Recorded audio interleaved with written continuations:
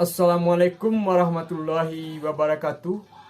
Bersua kembali pada tayangan part 2 dengan tema Mancap Gala.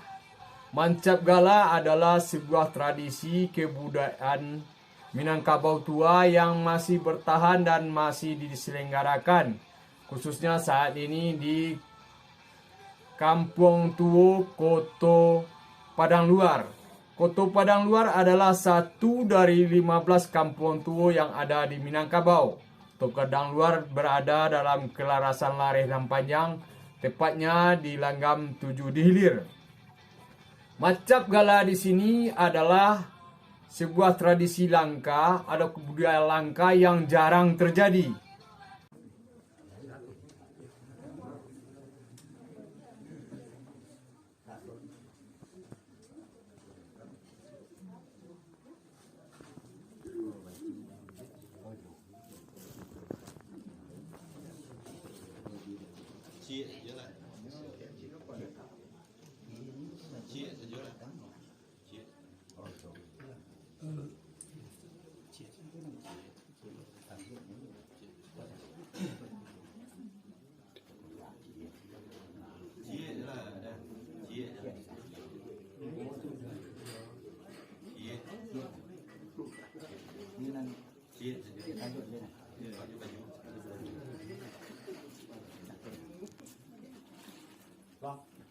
Dampingnya một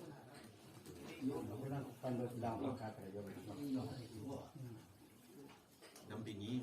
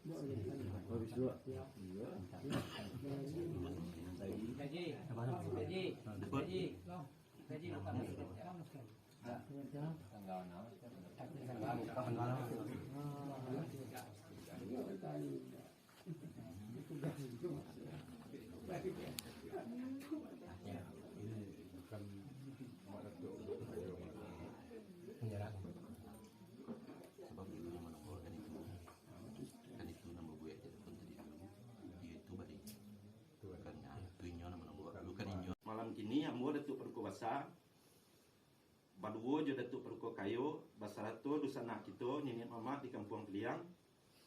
Kami amanahkan Gala Datuk Perko Basa untuk memimpin rumah tanggonya.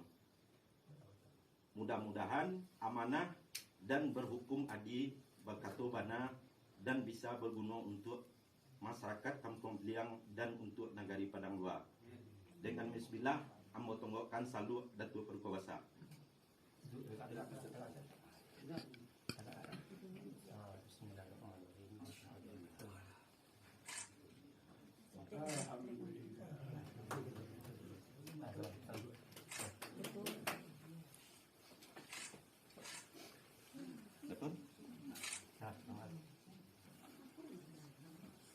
Ada mari kita tiga tak. Inilah para datuk. Banyak